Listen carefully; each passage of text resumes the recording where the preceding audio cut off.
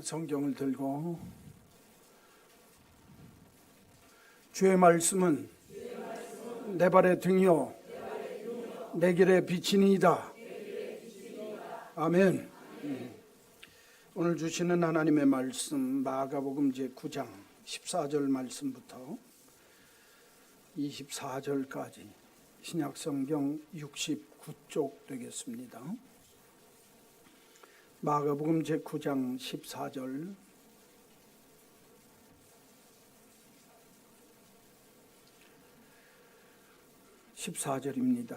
이에 그들이 이 제자들에게 와서 보니 큰 무리가 그들을 둘러싸고 서기관들이 그들과 더불어 변론하고 있더라.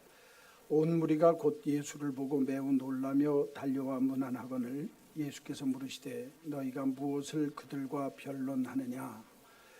무리 중에 하나가 대답하되 선생님, 말 못하게 귀신 들린 내 아들을 하나님 선생님께 데려왔나이다. 귀신이 어디서든지 그를 잡으면 거꾸러져 거품을 흘리며 이를 갈며 그리고 파리해지는지라. 내가 선생님의 제자들에게 내쫓아달라 하였으나 그들이 능히 하지 못하더이다. 대답하여 이르시되 믿음이 없는 세대여, 내가 얼마나 너희와 함께 있으며 얼마나 너희에게 참으리요.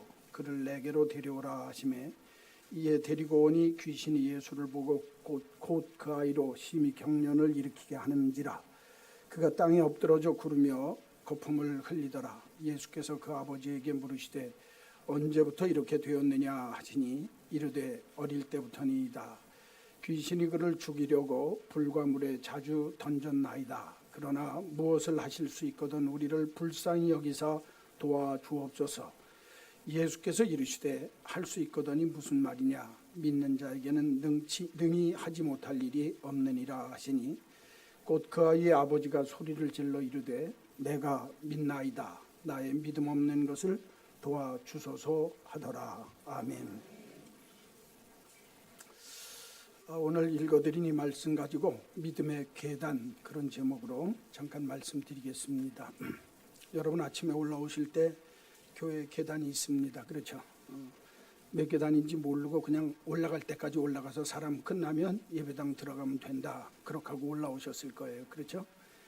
이 계단을 밟을 때 보면 한 계단, 두 계단 올라갈 때 그냥 차례차례 한 단계씩 밟아서 올라가긴 해도 비탈길 올라가는 것처럼 조금씩 이렇게 계속 올라가는 건 아니고 듬성 한 걸음씩 그렇게 올라가는 모습을 볼 수가 있습니다. 믿음이 자라나는 것도 똑같습니다. 믿음이 자라날 때 비탈길 올라가는 것처럼 차례대로 천천히 조금씩 이렇게 올라가는 것처럼 착각하기가 쉬운데, 우리들의 믿음의 모습을 가만히 보면 어느 날 이쪽 계단에 있는 것 같았는데 한 단계 점프해서 그 다음 계단에 올라와 있고, 또 그 계단에서 내 믿음이 그저 밤낮 그 타령인 것 같았는데 시간이 지난 다음에 보면 또 한 단계 점프해서 신앙이 한 단계 위에 올라와 있는 모습을 볼 수가 있습니다. 그러니까 믿음이라고 하는 건 비탈길 올라가는 것처럼 꾸준하게 올라가는 게 아니라 어느 단계가 있습니다. 신앙의 단계가 올라가면 다지다가 또 올라가고 그렇게 된다, 그 말이에요. 그러니까 이 신앙의 단계, 믿음의 단계를 잘 밟아 올라가면 하나님이 기뻐하는 깊고 성숙한 신앙의 단계까지 올라갈 수 있다 하는 게 신앙의 원리입니다. 그런데 오늘 이 읽어드린 마가복음 9장에 보면 우리들이 밟아야 할 믿음의 단계의 모습들 속에서 이런 믿음의 종류도 있고 이런 믿음의 모습도 있구나 하는 모습이 한 서너 가지가 나타납니다. 그래서 그 모습들을 보면서 지금 내 믿음의 단계가 어느 단계에 있는지, 조금 더 성숙하기 위해서는 내가 어떤 단계로 올라가야 되는지 한번 알면서 지나가면 좋겠다 생각이 듭니다. 여러분, 오늘 우리가 사는 이 시대가 믿을 걸 믿어야 되는데 내가 믿지 않아도 될 것을 믿는 경향이 너무 많아요. 또 믿어서는 안 될 것을 믿습니다. 그러니까 내가 믿어서는 안 되고 믿지 못할 것을 믿는 게 많다 보니까 정작 내가 믿어야 할 건 안 믿는 거예요. 한번 가만히 보십시오. 예수 믿는 믿음의 사람들이 신앙생활할 때 진짜 믿어야 할 분은 한 분밖에 안 계세요. 그건 누구 믿어야 돼요? 하나님 믿어야 됩니다. 그런데 하나님 믿지 않고 눈에 보이는 사람 믿습니다. 눈에 내가 보이면서 현실적으로 내 삶에 유익을 주는 물질이나 세상적인 권력이나 땅 위의 것에 내가 내 마음을 쏟기가 쉽다 그 말이에요. 그러니까 이건 믿어서도 큰 유익이 되어지지 않고 믿는다고 해도 믿을 수 없는 것에다 마음이 쏠리니까 정작 진짜 믿어야 할 것에서는 내가 마음을 못 준다고 말이에요. 그러니까 오늘 이 시대를 뭐라고 그러냐면 믿음이 없는 세대요, 불신이 팽배한 세대가 됐다고 말이에요. 오늘도 예수님께서 한 귀신 들린 아들을 가지고 있는, 외아들을 가지고 있는 한 아버지의 모습을 보면서 정말 그 아들과 그 아버지와 제자들이 이렇게 다투고 변론하는 모습을 보면서 예수님께서 그 시대를 책망하는 거예요. 이 믿음이 없는 세대요. 오늘날 이 시대가 그렇습니다. 우리들이 믿고 살아가는 이 시대의 모습이 예수님 당시에 책망하는 그 시대적인 사회의 특징이 그대로 나타나고 있어요. 이 믿음이 없는 시대, 믿음이 없는 세대를 사는 사람들이요 하고 책망할 수밖에 없는 모습이 있다 그 말이.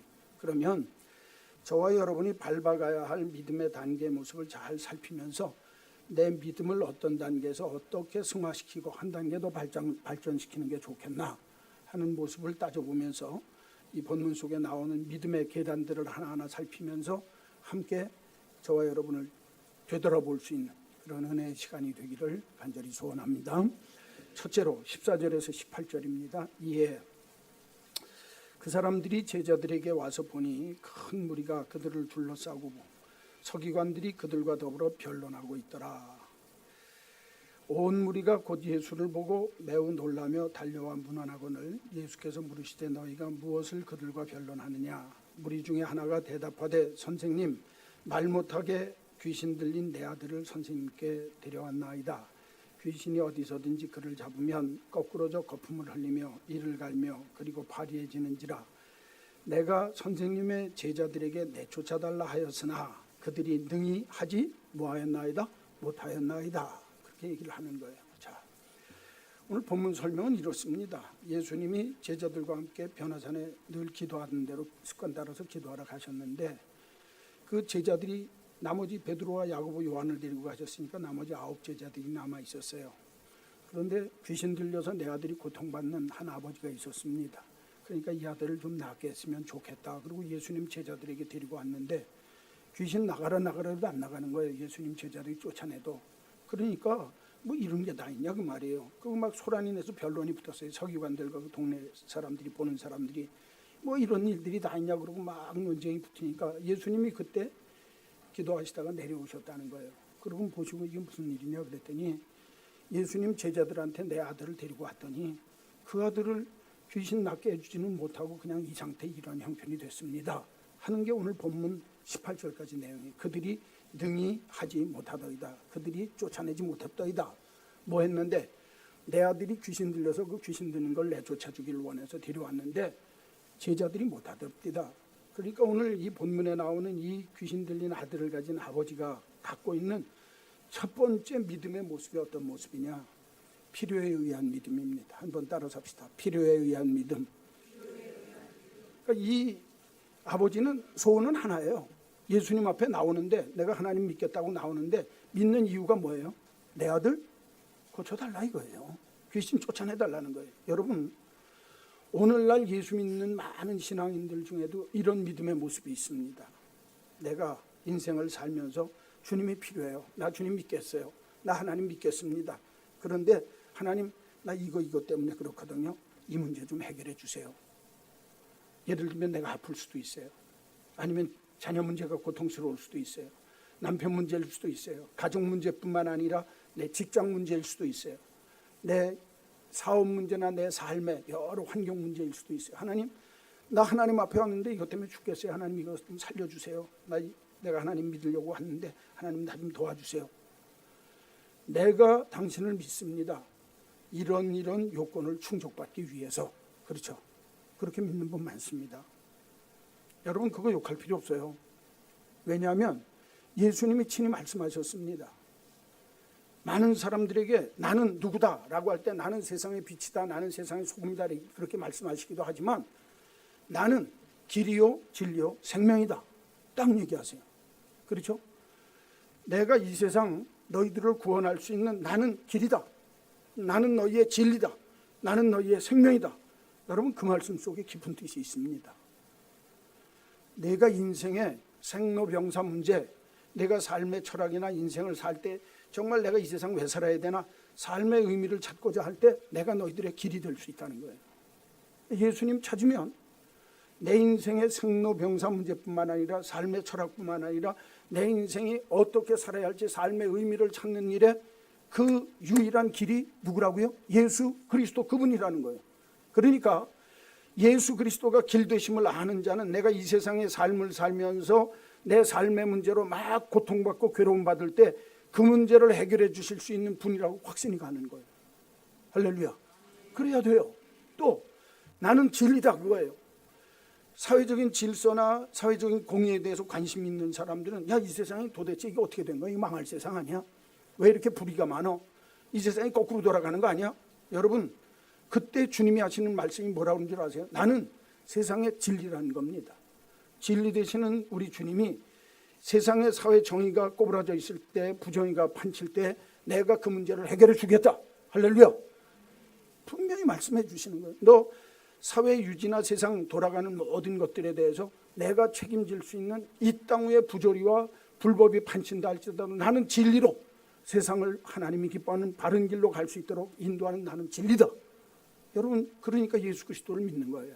그분 믿으면 부조리함이, 부정직함이 하나님 앞에 정직함과 정말 하나님이 기뻐하는 올바른 길로 갈 수 있도록 만드시는 유일한 진리 되시는 우리 주님이신 줄로 믿습니다.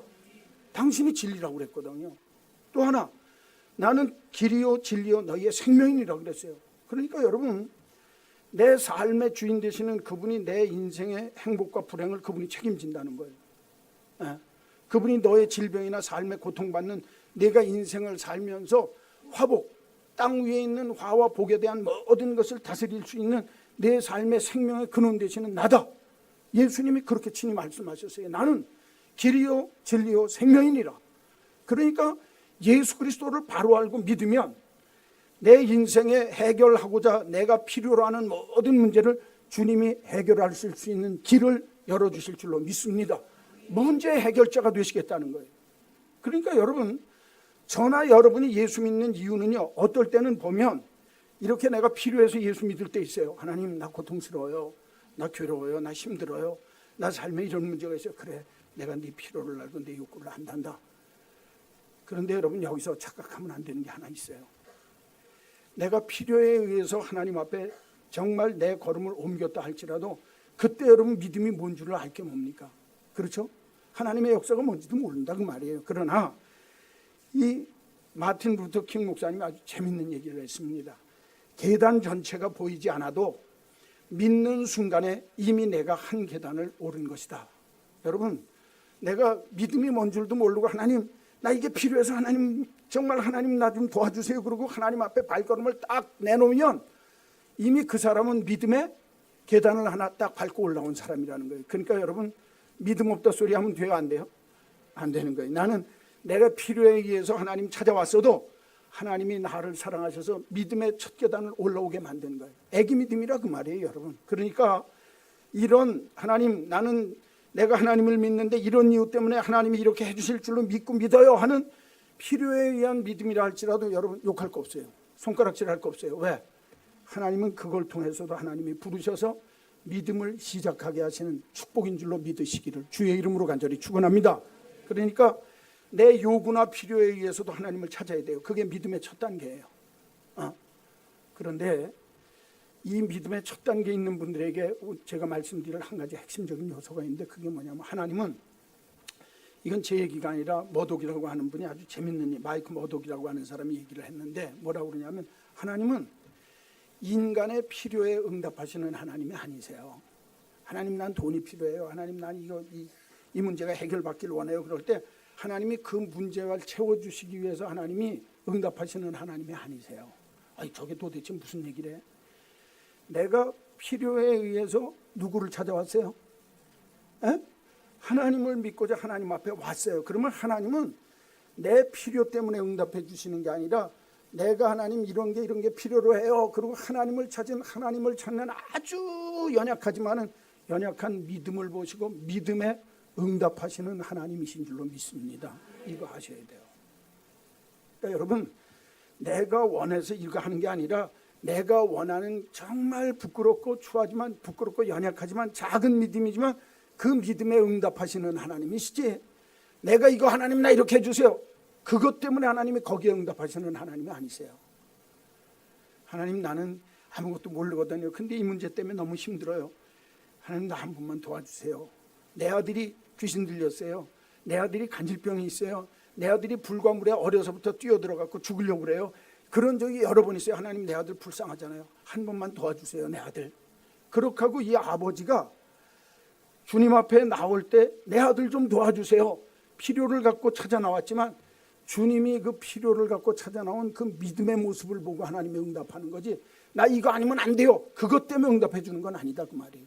그러니까 여러분, 내가 필요에 의해서 하나님 찾아 나온 믿음이라 할지라도 하나님이 나를 귀하게, 그 믿음이 아무리 작고 연약해도 하나님이 나를 귀하게 보는 믿음이다, 할렐루야, 확신이 있기를 주의 이름으로 간절히 축원합니다.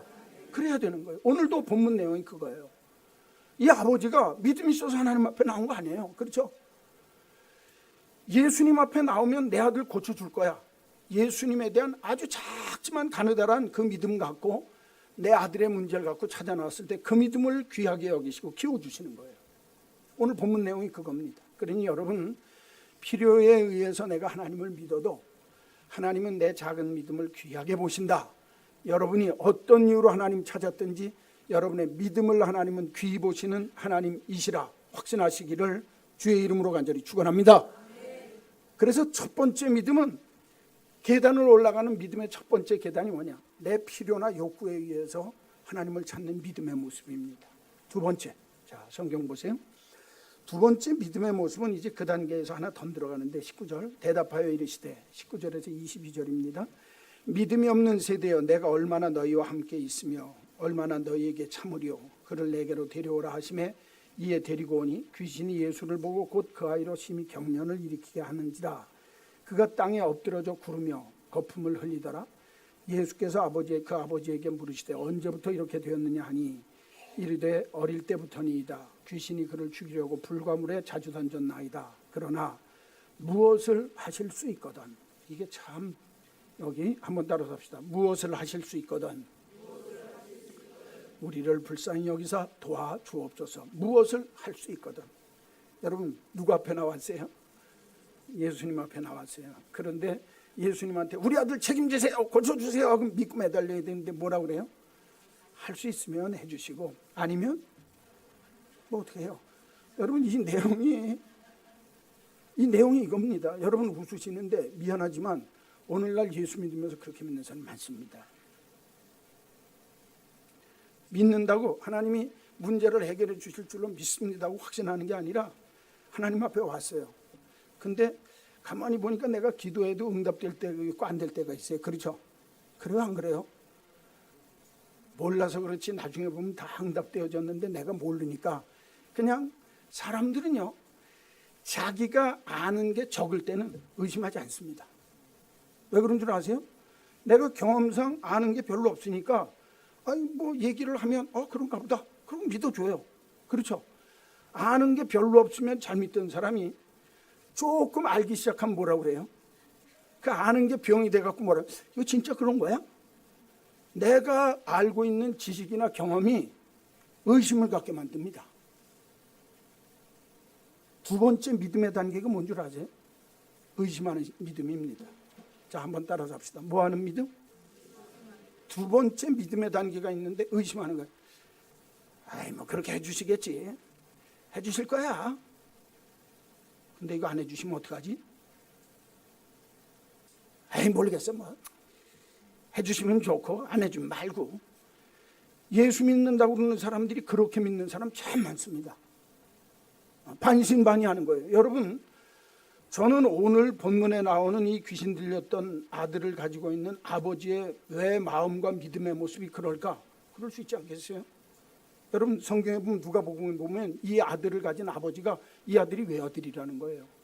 그 외아들이 오늘 성경에 보니까 귀신 역사로 인해서 말을 못하는 벙어리가 됐다는 거예요. 또 하나, 간질병이 거기다 더 겹쳐가지고 거꾸러지고 거품을 물고 뒤로 넘어져서 파래지면서 너무너무 자기가 감당을 못하니까 죽으려고 불이나 물 가운데 몇 번씩이나 어려서부터 뛰어들었다는 거예요. 언제부터 그랬냐? 어려서부터 그랬다는 거예요. 여러분, 이 아버지가 외아들 된 그 아들이 이렇게 귀신 들리고 병으로 알아서 고통받을 때 여러분 아버지가 안 한 일이 있겠습니까? 별일 다 했을 겁니다. 안 가본 데가 있겠습니까? 누구라도 찾아가서 내 아들 고쳐준다면 별일 다 했을 거예요. 어떤 의사 어떤 병원에 다 갔을 겁니다. 누가 고쳐준다면 다 쫓아갔을 거예요. 났어요 안 났어요? 안 났어요. 경험상 내가 보니까 뭐 할 수도 있어요? 안 날 수도 있어요. 그러니까 예수님한테 나오면서도 뭐라 그래요? 예수님 할 수 있으면 해보시고 뭐 안 되면 말지만 그래도 하나님 한번 불쌍히 여기셔서 내 아들 좀 고쳐주세요. 반신반의하고 의심하는 마음이 있습니다. 여러분 이 의심이라고 하는 게 베커라고 하는 사람은 뭐라고 얘기냐면 의심은 마음이 분리되어지고 나누어진 상태를 의심이라고 그랬어요. 그러니까 한 마음이 아닙니다. 그러니까 여러분 내 마음이 갈라지고 분리되어진 상태를 의심이라고 그래요. 그러니까 내 마음의 상태가 늘 두 마음이에요. 그렇죠? 이쪽 마음도 있고 이쪽 마음도 있습니다. 그러니까 이쪽 마음도 있고 이쪽 마음도 있으니까 마음의 정함이 있어요 없어요? 없어요. 야고보 사도는 뭐라고 그러는 줄 아세요? 야고보서 1장 5절 6절 끝에 가서 보면 뭐라고 그러냐면 너희 의심하는 자는 마치 바람에 밀려 요동치는 물결과 같으니라. 여러분 바닷물결은요 내가 흔들리고 싶은 대로 흔들리는 게 아니에요. 일정하게 조류가 있어서 이렇게 가는데도 바람이 역풍을 불면 물결은 반대 방향으로 치는 거예요. 그렇죠? 그러니까 바람에 흔들려서 몰려가는 물결과 똑같다는 거예요. 그러니까 마음에 정함이 없어요. 여러분 잘 보세요. 내가 의심하는 마음이 있으면 불안합니다. 왜 불안해요? 이게 이렇게 될지 저렇게 될지 내 마음속에서 두 마음이 있으니까. 그러니까 오늘날 하나님 교회 와서 믿음 생활하는 여러분들 속에서도 이런 믿음의 단계에 와 있는 사람이 있어요. 이거 진짜 기도하면서도 이거 진짜 응답해 주실까? 모르겠어요. 그냥 아니면 많은 거지 뭐 어떡하겠어. 기도해 놓고도 그 마음이 들면 내 믿음이 요쯤 와 있다 생각하시면 돼요. 뭐 하는 믿음? 의심은요. 신앙적으로 의심하던 정서적으로 내가 다른 사람을 의심하던 의심은 백해무익합니다. 의심은요. 내가 신앙적으로 의심하기 시작하면 믿음을 병들게 합니다. 내가 의심하기 시작하면 믿음의 생명력을 잃어버립니다. 그래서 여러분 이 게리 하버모스라고 하는 사람이 의심이라고 하는 글을 쓰는데 그 글 내용 속에 보면 이렇게 얘기를 해요. 여러분 신앙적인 의심이든 정서적인 인간적으로 어떤 사람에 대한 의심을 갖든지 그 의심을 갖게 되어지면 신앙적으로는 첫째 종종 하나님을 깎아내리는 시각을 갖게 된다는 거예요. 하나님의 믿음에 대해서 비판적이 된다는 거예요. 이게 의심하는 신앙의 특징입니다. 두 번째, 내가 의심이 생기기 시작하면 믿음의 정열과 열정이 떨어져서 하나님 앞에 헌신하는 게 점점 반대적인 방향으로 간. 헌신하던 사람이 헌신하지 않는다는 겁니다. 에이, 해봐야 뭐해. 또 나중에 가서는 신앙의 일부를 포기하거나 내 마음이 강팍해져서 하나님을 거스리는 자리에까지 나아가게 만드는 게 의심이라는 거예요. 자, 그러면 이런 신앙적인 의심이나 남을 나쁘게 만드는 이런 세상적인 의심이, 정서적인 의심이 내게 있다고 하면 의심은 백해 무익한 거예요. 자, 그런데 한번 솔직하게 얘기합시다. 여러분, 하나님 믿는데 내가 처음 하나님 믿을 때부터 필요에 의해서든지 어떤 이유로든지 하나님 믿고 예수 믿으면서 나는 한 번도 내 마음속에 갈등도 없고 회의도 든 적이 없고 의심도 한 적이 없다. 손 한 번 들어보세요. 한 분. 권사님 그건 복이요. 그럼 아니 그럴 수 있습니다. 난 그분밖에 없어. 그렇게 하고 평생 믿을 수 있으면 그건 복이에요. 근데 여기 수도 없이 우리 많은 식구들 중에 한 분 손 들었지만 어쩌면 그분도 때때로는 그런 마음속에 그런 생각이 들 때가 있어요 없어요? 있어요. 회의나 의심은 사람에게 들 수 있습니다. 왜? 마귀론님이 우리의 마음속에 하나님을 대적하고 하나님을 반대하기 위해서 자꾸 만들어 놓을 수가 있어요. 의심을 하게 하고 회의를 갖게 만들어요. 그래서 하나님하고 나하고 멀어지게 만들어 놓으려고, 예수 믿는 활력을 떨어뜨리고 생명을 떨어뜨리게 만들려고, 생명력을 떨어뜨리게 만들려고. 그렇지만 여러분 한 가지 잘 들으셔야 돼요. 우리가 일시적으로 머릿속에 회의나 의심스러운 생각이 잠깐 지나갈 수는 있지만 내 머리에 둥지를 틀게 하면 그 순간에 내가 망하는 거예요. 의심은 두 마음이거든요. 우리 교회 이름 너무너무 잘 졌어요. 무슨 교회? 마음을 먹었으면 마음을 갈리지 않아야 돼요. 의심하는 마음이 들어도 에이, 하나님이 그래도 날 지켜주실 거야. 여러분들이 지금 이 자리에 있는 이유가 뭔지 아세요? 내가 신앙에 대해서 회의를 갖고 신앙에 대해서 의심하면서도 한 가지 의심할 수 없는 건 여러분들이 하나님을 믿는 믿음의 자리, 이 자리에 와 있는 줄로 믿습니다. 앉아 계시죠? 그걸 하셔야 돼요. 그러니까 일시적으로 내 마음속에 그런 생각이 들어와도 하나님 할 수 있으면 좋은데요. 아이, 무슨 소리야. 하나님이 살아계신데. 할렐루야. 그게 제자리 찾는 거예요. 의심하는 믿음은요, 용서하시고 들으세요. 내가 성숙해 가는 겁니다. 내가 이제 믿음에 대해서 알기 시작했다는 거예요. 내가 믿음에 대해서 아무것도 모르면 의심할 것도 없어요. 물어볼 것도 없어요. 아니 뭐 모르는데 뭐 아예 그냥 그대로 하면 돼. 내가 믿음에 대해서 알기 시작한 거, 이거 이런 거야? 교회가 이래야 돼? 목사가 저래야 돼? 아니 세상은 이런데 어떻게 하나님 믿는 사람들이 저렇지? 그런 의문이 내게 들 수 있어요, 없어요? 있어요. 그러나 여러분 잘 들으세요. 내가 어떤 하나님에 대한 신앙적인 회의나 의심이 들 때라도 그게 내 머릿속에 내 마음속에 틀을 잡게 만들면 마음이 갈리는 거예요. 아, 그래. 하나님이 살아계시니까 이런 마음 들 수도 있지만 에이, 하나님이 살아계시니까 문제를 해결해 질 줄로 믿습니다. 여기 오늘 본문에 보면 할 수 있거든 내 아들 좀 불쌍히 여겨주시고 고쳐주시옵소서. 그걸로 끝났더라면 오늘 본문이 아무런 은혜가 없어요. 그렇죠? 여기서 한 걸음 더 나간다 그 말이에요. 그러니까 여러분, 내가 필요에 의한 믿음의 단계가 첫 단계라고 한다면 내가 조금 믿음을 알고 의심할 수도 있고 회의하는 신앙을 가질 수도 있는데 그럼에도 불구하고 내가 하나님을 믿는다고 하는 그 사실에 대해서는 불변이라고 말이에요. 그렇죠? 여러분, 그래서 하나님 떠났습니까? 하나님 떠나면 그 사람 죽는 사람이에요. 그렇죠? 그러나 하나님 떠나지 않고 내가 하나님 앞에 왔다고 하는 건 오늘도 하나님이 날 사랑하시고 내게 믿음 지켜주시기 위해서 내 믿음 키워주시느라고 한 번 더 생각하게 하고 한 번 더 마음속에 의심하는 마음이 들 수 있도록 만들 수도 있다 그 말이에요. 그러니까 내 마음속에 행여 회의나 의심이 든다 할지라도 이런 것들이 내 마음속에 마음을 둘로 가르지 않도록 하나님, 내가 하나님 사랑하는 이 마음이 변개치 않게 하시고 하나님 내 마음 붙들어 주시옵소서 하고 주님 앞에서 떠나는 일이 없어야 한다 그 말이에요. 오늘도 본문에 보면 무슨 일을 할 수 있거든 우리를 불쌍히 여겨 주옵소서. 할 수 있으면 좋지만 하나님 그럼에도 불구하고 우리를 불쌍히 여겨 주세요. 여러분, 이게 믿음이에요. 그러니까 여러분, 내가 의심해도 하나님을 믿는 믿음의 자리에서는 떠나야 돼요, 안 떠나야 돼요? 그건 떠나면 안 된다는 거예요. 그래야 내 믿음이 클 수 있어요. 그런데 어떤 사람은 회의가 들고 의심이 들면 아니 그거 아닌 것 같아. 이 세상에서 믿음 생활할 때 제일 나쁜 게 의심과 회의거든요. 왜? 그게 하나님하고 멀어지게 하는 마귀의 전법 중에 최고의 전법이니까 처음부터 함께 하지 않습니다. 믿다가 의심하게 만드는 거예요. 의심이 들어오기 시작하면 마음이 갈리는 거예요. 하나님을 향한 마음이 떠난다 그 말이에요. 이거 죽는 거예요. 그러니까 여러분, 내 마음속에 회의나 의심이 들 때라도 이건 나로 하여금 하나님 더 알게 하시기 위해서 하나님 앞에 서 있으라고 하는 말씀이구나. 무슨 일을 하실 수 있거든 그렇게 하는 게 아니라 하실 수 있거든 반신반의하면서도 나를 불쌍히 여기고 내 아들을 불쌍히 여겨 주옵소서. 그 자리를 지키는 믿음. 할렐루야. 이 믿음이 여러분에게 있게 되기를 간절히 축원합니다. 그러면 이제 거기서 한 단계가 더 나가는 거예요. 자, 세 번째 23절 24절 보세요. 예수께서 이르시되 할 수 있거든이 무슨 말이냐? 믿는 자에게는 능히 하지 못할 일이 없느니라. 할렐루야. 이게 정감. 할 수 있거든이 무슨 말이야? 너 왜 반신반의하느냐?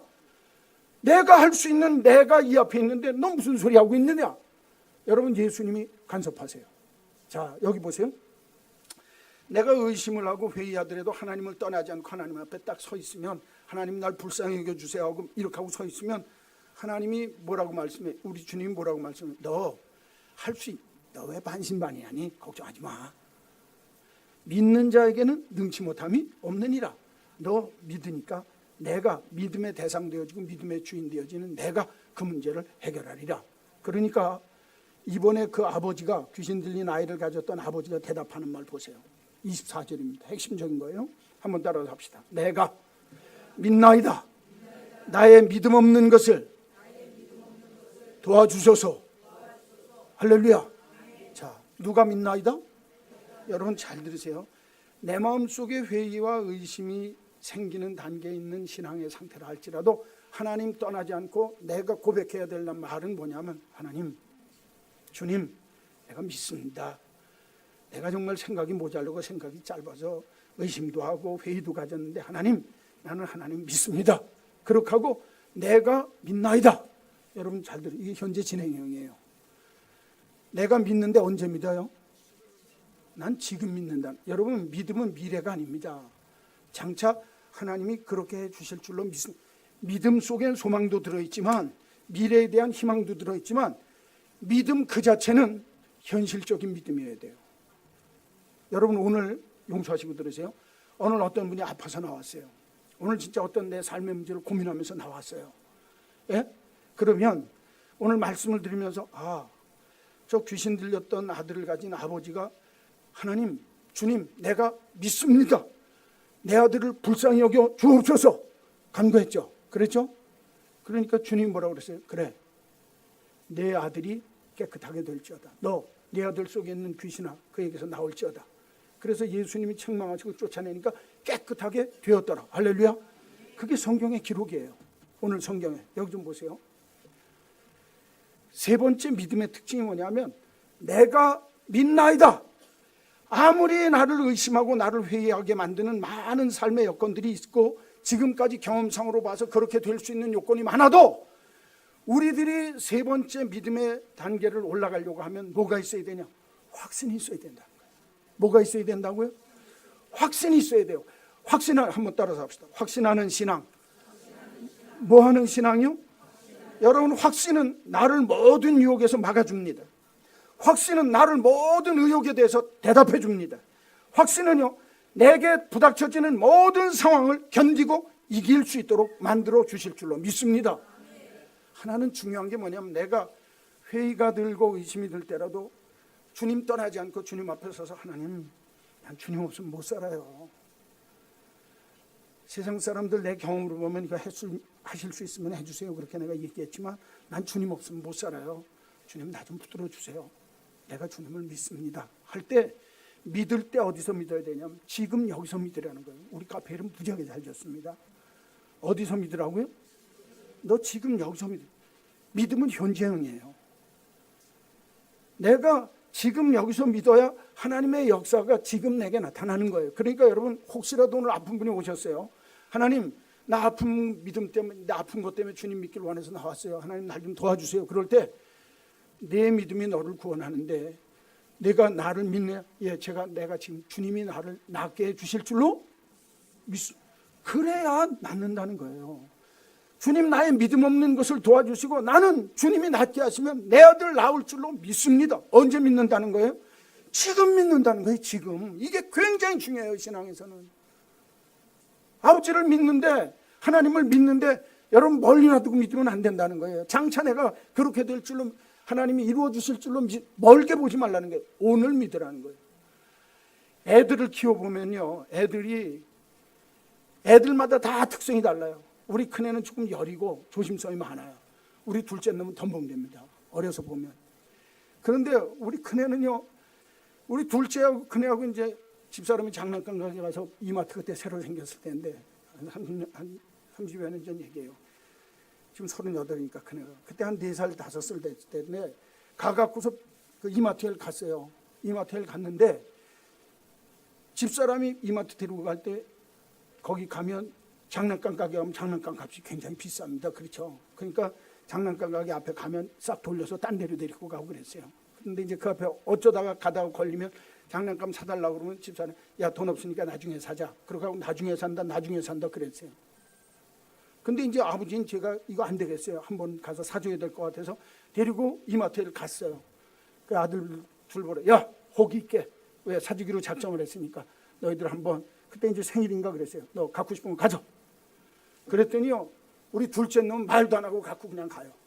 근데 우리 큰 놈은 저를 쳐다보더니, 아버지, 이거 가져도 돼? 물어봐요. 가져도 돼? 조심성 있는 건 좋아요. 그 다음 말에 제가 쇼크 먹었어요.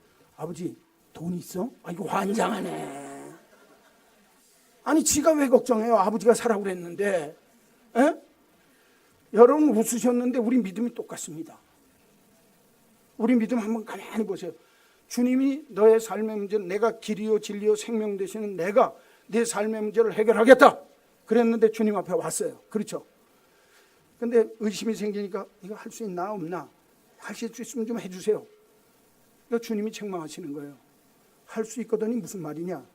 믿는 자에게는 능치 못함이 너 진짜 나 믿는다고 하면 갖고 가라는 거예요. 그러니까 그때 보니까 둘째 아들이 믿음직스럽더라고. 큰 놈은 이거 너무 애를 그네요. 이게 뭐 지가 왜 아버지 걱정을 합니까? 아버지 돈 있어요. 가져가도 돼요? 가져가라면 가져가면 될 거 아닙니까? 그렇죠? 믿음의 모습이 그럴 수밖에 없는 거예요. 신앙은요, 단계가 있습니다. 필요에 의해서 내가 믿는 단계가 있어요. 좀 알았다고 의심하는 그런 믿음의 단계가 있을 수 있어요. 의심하는 믿음이. 그러나 주님이 기뻐하는 믿음의 모습은 뭐냐? 오늘 귀신 들린 아들을 가진 아버지를 통해서 가르쳐준 것, 너 나를 확신하라는 거예요. 그리고 내가 믿으면 지금 그 자리에서 믿으라는 거예요. 그래야 역사가 있습니다. 저는 오늘 우리 한마음교회 믿음의 식구들에게 부탁합니다. 현재적인 믿음의 주인공이 되기를 주의 이름으로 축원합니다. 그랬더니 주님께서 말 못하고 못 듣는 귀신아 내가 네게 명하노니 그 아이에게서 나오고 다시는 들어가지 말라 했더니 그 아이가 깨끗하게 낫더라. 하나님의 문제를 해결하시는 손길을 맛보기를 원하면 내가 사는 삶의 현장에서 하나님이 나에게 원하시는 그 시간에 내가 믿음을 고백하는 거예요. 오늘 여기 병든 분이 오실 수 있어요. 하나님, 내가 이 문제로 고통스럽고 힘듭니다. 여러분 친히 주님 앞에 기도하세요. 하나님, 나 이렇게 연약한 것 갖고 왔습니다. 하나님, 날 좀 고쳐주옵소서. 하나님이 낫게 하실 줄로 믿습니다. 내일 낫는 게 아니라 오늘 하나님의 구체적인 사건을 하나님의 징표를 보여주시옵소서. 기도하세요. 기도하세요. 이게 믿음이에요. 믿음은 현재예요. 내일 하나님이 나를 이렇게 하실 줄로 믿습니다. 내일에 대한 소망도 좋지만 믿음은 오늘 내가 믿고 확신하는 거예요. 그럴 때 하나님의 역사가 여러분의 삶에 나타나게 될 줄로 믿습니다. 이 귀한 은혜, 이 확신하는 믿음의 단계에 여러분들이 다 들어가셔서 어떤 회의가 오고 의심이 오든지 어떤 삶의 고통과 큰 어려움이 있든지 하실 수 있거든이 아니라 내가 믿나이다. 하나님 날 좀 불쌍히 여기시고 나를 도와주옵소서.